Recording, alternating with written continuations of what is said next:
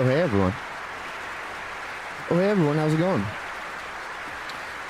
Hope everyone's having a grand old day. I'm having a grand old day, if you ask me. My neighbor got his car sideswiped on the street today, but that serves him right for parking right next to our house. That's it. That's all I have to say about that.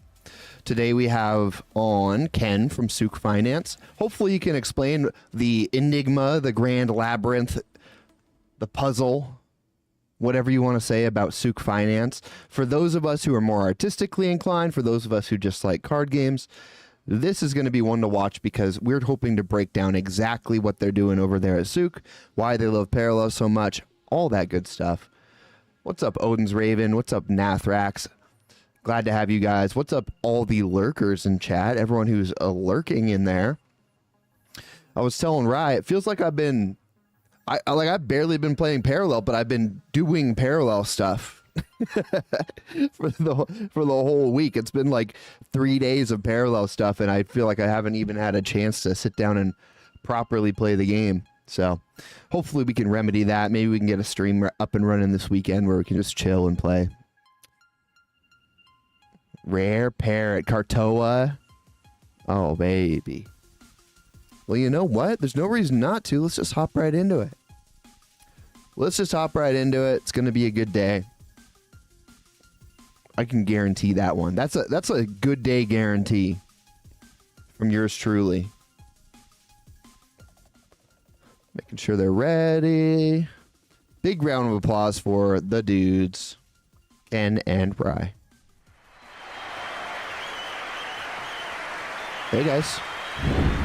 Hello. Hello. Oh, we're live. We're live, baby. We're here. We're doing it. We prefer to call it we're thriving. We're thriving, It's baby. a little play on live, but That's not working. it rhymes.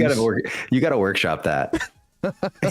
Orphan, we were just sitting backstage in the servers, literally inside of the server. Yeah. And we saw that you're in light mode today, and it's very terrifying. Are you okay? I'm in light mode. Yeah, inquiring minds want to know. What's It's light mode? daytime. It's not in the room around you. It's Oh, light. yeah. I thought that was like a racism thing. No. I'm like, I don't No, take it dude. very easy, dude. That's not my fault. Yeah, what's up with your light mode, man? I was getting depressed because the last 2 days I've been filming a video just with the curtains closed up in the attic, and so I had to let some light in, man. I got to You need do that it vitamin D. for my health. Yeah, that makes sense. We were just a little concerned. That's all. I appreciate that. Yeah. Well, you guys are both looking great. Thanks, dude. I didn't mean it. We oh.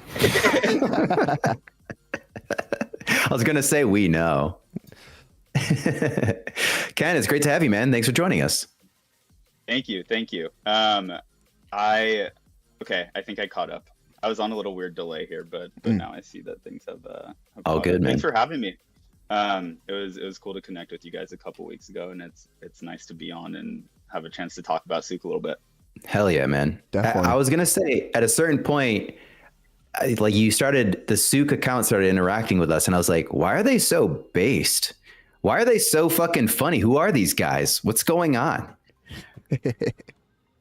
Unfortunately, our funniest Twitter troll is not with us today. Alex is here to join. But yes, he gets full credit for everything amazing that gets Doing great. done there. Because I went from like, I don't know what this service is to like, oh, okay, cool. They can hang. We're everywhere. The vibes are correct. Vibes are right. I'm still hoping to demystify some of the more technical aspects of what you guys are doing, because I'm over here just trying to build Earth Index and talking about all these abbreviations and financials, and I don't know what's going on, man. Luckily for you, Ken, you got a couple of smooth brains here to talk to. Yeah, we're wrinkle our brains, man. Yeah, help. Well, luckily we have earthing cards available in the AMM, so you can build your decks. Baby. Let's go. Yeah, let's go. But yeah, talking our I'll language. give a little I'll give a little intro. So Souq actually, yeah, I know it seems like we kind of popped out of nowhere. We had been kind of talking with a bunch of the bigger orgs within Parallel ecosystem for the months prior to launch. So we have been chatting with the EPs a bit, Meta Guild, Paragons, Yun, all those guys, and just starting to kind of make people aware of what we were doing and see the right way to come into this market. But I know to many of the card lovers out here, it seems like we kind of just popped out of nowhere. So Souq actually, when we first started, was back in 2021, and we were building a portfolio manager for Web3 game assets. So you can think like a Robinhood like experience for all of your NFTs and fungible tokens for games. The reason that we actually started building it was because my co-founder and I got slightly addicted to breeding racehorses in Zedrun. And then we were those guys. We were those guys. And then, as it started proliferating into other games, we were like, Jesus, like across all these chains, fungible tokens, NFTs, like how do I keep track of everything? So we built this portfolio manager where you could connect wallets, multiple wallets across different chains, and we basically would show all your fungible tokens, NFTs. And during that process, we got a little unlucky, and we basically launched like right when the bear hit. Shit. In May of 2022. But during that time, we had an opportunity to really dig into a ton of the games in the space, and Parallel had really just gone to the top of the pile as like a team that was actually capable of delivering on this, Herculean effort that a lot of people were thinking would be achieved by a lot more games. And then we've watched as they've continued, and Parallel has really delivered. And so we've been watching the whole time. I think we both bought cards for the first time in 2021. Definitely at that time, I think we were drawn in most by the art. We just thought it was really cool. And both my co-founder and I in our past have obviously been into gaming, as you can tell by starting a company in that space. But really, some of the learnings that we had from that portfolio manager were having to do with a lot of the behaviors of this kind of new retail investor, we call it, that has come into existence in crypto. And there's a lot more kind of geographic diversity of people participating. And a lot of the reason for that is because people in countries that might not have the best fiat currencies and have to deal with hyperinflation and things like that have found safe harbor in stables, but they're looking for ways to invest now in other assets that exist within the crypto space. Yeah. And a lot of what we were seeing was that people were trying to build wealth by investing in these new highly volatile assets. And I think it's awesome that we can all now buy a piece of a game economy, essentially. And very cool in terms of the new economic models. But if you're somebody who's trying to create wealth in a less risky way, probably not the best place to put all of your assets. And so from those learnings, we had the opportunity to come up with the product that we actually have been focused on building primarily, which is we're bringing bonds from the real world on chain, tokenizing them, and then putting them into ETFs that anybody can access. And those, it's basically put in stablecoin, super low risk. It'll yield anywhere between like 5.5% to 7%. And a better alternative than a lot of the DeFi protocols where you can put your USDC in a money market right now or things like that. But one of the reasons that we had the opportunity to deploy our AMM with Parallel is that we have to represent these bonds as NFTs because they have metadata. And so the primary learning, as soon as we kind of came up with that architectural decision, was we have to build an NFT AMM that is not like anything that exists right now, so that when people want to trade in and out of these ETF positions, they can do so instantaneously, just like with Uniswap availability and other things like that you have with fungible tokens. And so we were building this product, and back in February, we started to see what was happening, where OpenSea made the first of a few moves when they decided to temporarily get rid of royalties there. And so did we they say saw that at the beginning? Or they're like temporary? Yeah, I think back Like in backtracked. February it was an experiment at the time. Which we all see experiment, right? I was like, yeah. I forgot They just about did that. it That's recently so funny. too. I feel like the response was the exact same. Yeah. Right. But it's it's an interesting thing when you reduce fees in a market that a bunch of people have hyper financialized. you tend to not be able to reverse that decision. So I think what we saw though was a really great opportunity where we did some analysis and saw that Parallel had gone from earning 10% royalty on every trade to, in this now kind of choose your own royalty world, the average being paid was between 2.5% and 3%. Wow. And so that's obviously a pretty massive cut, especially if you look at the type of revenue that Parallel was creating from card trading. And we've been a believer for a long time that AMMs are just a better economic model for creators and games alike, because you have an opportunity where, say that a game or a creator does their initial mint, you can take a large amount of that initial mint money, set up your own AMM pool, and LP the majority of it. And then if you cut royalties to zero, generally see that in the progression of any financial market, as fees go down, volume goes way up.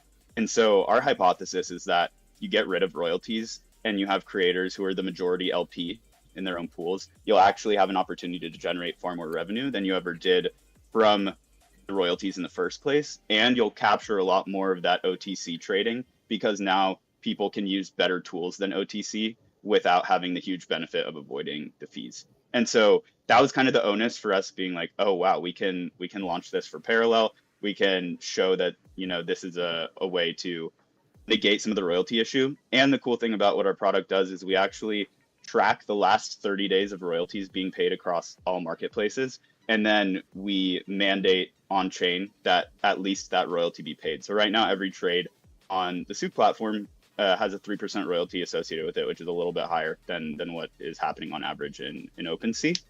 And the cool thing about how it works is that, and sorry, pause me at any point if you want to pause the notes. It's a lot of info. But with trades that happen on OpenSea, there's kind of a pathway of NFT goes from seller to buyer without hitting anything in between. With Souq, you have a situation where seller sells to AMM, which allows the instant liquidity, which super nice for gameplay dynamics. We can get into that later. And you have AMM to buyer. And what that allows us to do is that there's 2 transactions in Souq for every 1 transaction on OpenSea, which means that we can split fees across the buyer and the seller. And it allows for much better pricing dynamics. So of that 3% royalty, the seller pays 2%, the buyer pays 1%. For the actual fees in the AMM, there's an LP portion, which goes to the LPs. That's 0.8% for both the buyer and the seller. And then there's a very small Souq protocol fee that's 0.1%. Okay. Oh, sorry, do you have a question? Yeah, so LPs, for anyone watching, that's liquidity provider, right? Yes, liquidity provider. So basically, large poggers. Okay. And Yeah, then so AMM I got my acronyms is messed up. AMM is automatic market maker. automated market maker. Correct. Okay. Yes. Cool. Yes.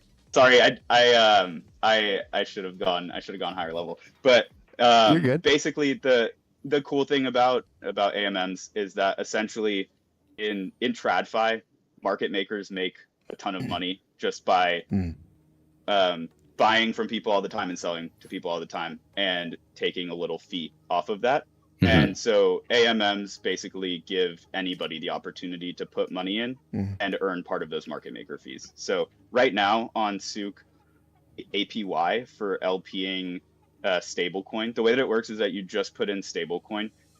It's one-sided liquidity, and then everything kind of like works itself out from there. But right now it's a 23% APY, so it's pretty hefty. And we are opening that up to the community soon. I think we've actually had a lot of questions from people about like, hey, when can I LP? The reason we haven't done it yet is because we need to hit a certain volume threshold before we are going to allow that. Reason being is that there are certain operational costs associated with the product, and we basically need to get to a point where the volume that we're generating on a weekly basis, steady state, is enough that we know that as this sustainably grows, it's going to not keep costing money and actually get to a point where it's beneficial. Yeah. So we're getting close to that.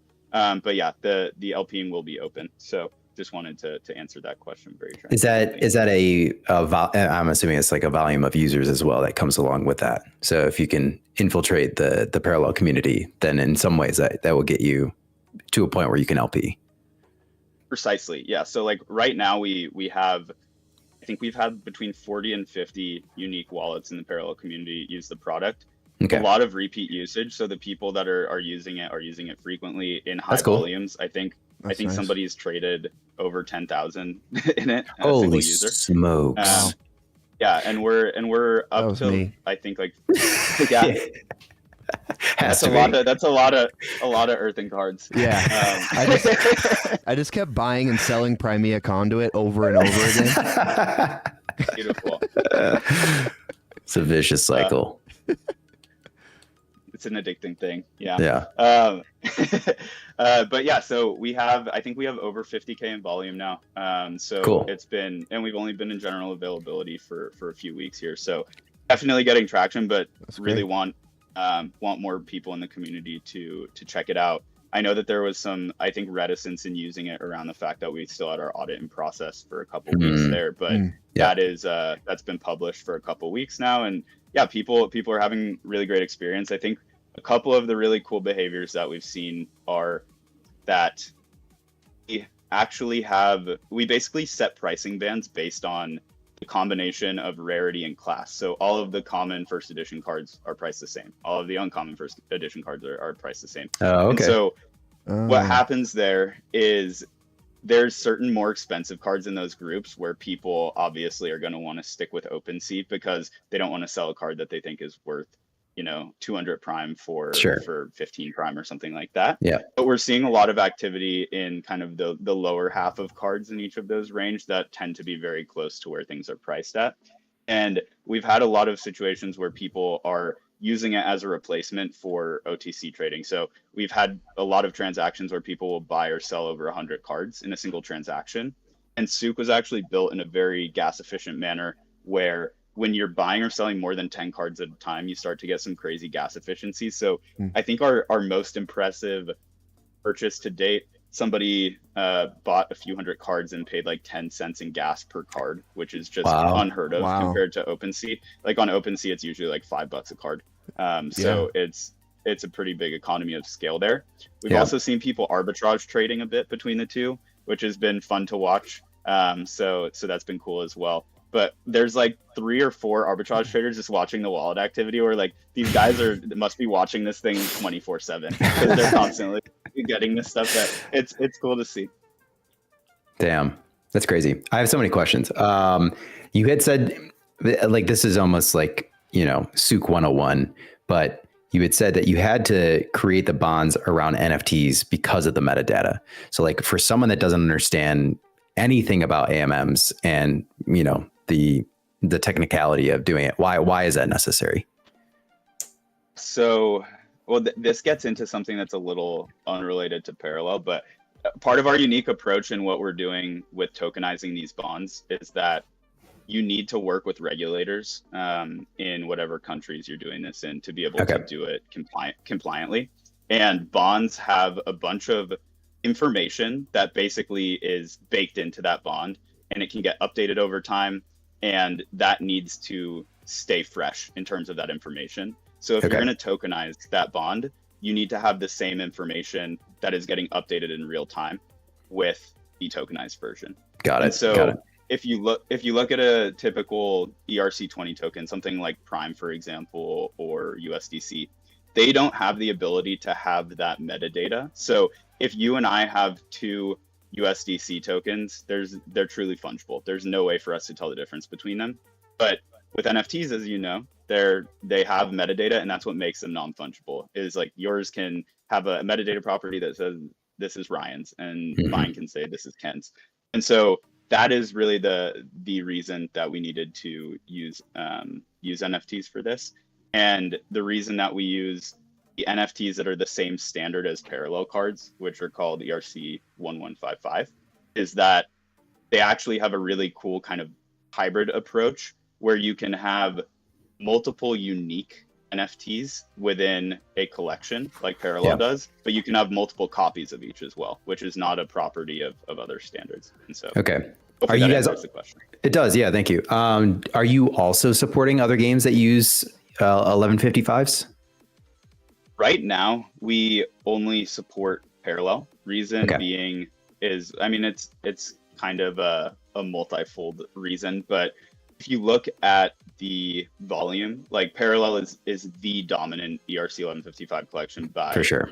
orders of magnitude. And to deploy a pool, it doesn't really make sense to do that if there's not a baseline level of volume that you can actually generate some real significant usage of the product. The other reason is that we, like I said, we just respect the shit out of the Parallel team. Like what they've done on so many different fronts is super impressive. And we also have been just impressed by how devout the community has remained throughout a period where a lot of FUD took over in other communities. And so this seemed like a really cool opportunity to just be a part of that and put some value into this system. Yeah, makes a lot of sense. Cool. Ken, can you show us how to get rich via AMMs? Can we get into the weeds? We can. Non-financial advice, obviously. Yeah. All right. So this is a follow-along tutorial on how to get rich, everyone. Confirmed. Guaranteed. Yeah. Make sure to My send me name your is seed. not Ken. This is Ben from Rook. Yeah, exactly. From Rook. Tell me when my screen tell me when my screen is up and I'm good to go here. All right. Good to go. Awesome. Okay, so when you come to Souq.finance, we'll come to this page. It's talking about our bond product, so that's what these ETFs are. Well, you're going to want to go to the quick, market. Why'd you call it Souq? So Souq means marketplace in Arabic. Okay. And it's actually like the oldest form of commerce in the world. So if you go back to like 2,000 years ago, prostitution, these open air marketplaces, I'm ignoring that one. Damn, he's good, Orphan. these open air marketplaces existed where you could basically like barter anything for anything. And when we were thinking about kind of the vision that we have for what Web3 can enable, it's really like opening up commerce in a way that hasn't been that open since it all started. So that it's and also there's some really cool imagery that it evokes as well. I don't know if anybody's been to the Middle East who's listening, but there are like these open air marketplaces are really cool. Lots of vibrant colors, smells, things like that. So it's and just higher energy environments. So hell yeah, you're inspired by that. I like it. Cool.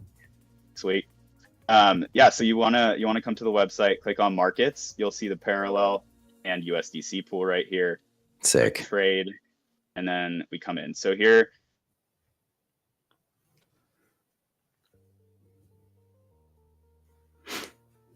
this is where you hand off your seed phrase. Oh, we lost Ken's cam. We lost Ken, but we. Oh man, it's funny though because I could still see his screen for a second. Am I Ken? Ken's back. Ken, can you hear us? It's a cliffhanger. Oh he doesn't actually want us to get rich, Orphan. It's just been an entire rug, dude. Damn, dude. He starts throwing out all these abbreviations, and we're all confused. And then, son of a. It's like, but you can get rich if you just. If you just click this connect wallet button. Yeah, just do this one thing. All my cards are gone. Where did all my cards go? No. Well, the numbers look good. Right. That's a nice little bar graph there. We like the numbers. We like the cards. All right. I see his his stuff pinwheeling. Call. Yeah. He's typing. Okay. I don't know what happened either. Something with MetaMask, right? Maybe it like captured the wrong screen or like shut off his webcam for some reason. We can't hear you. Well, we fix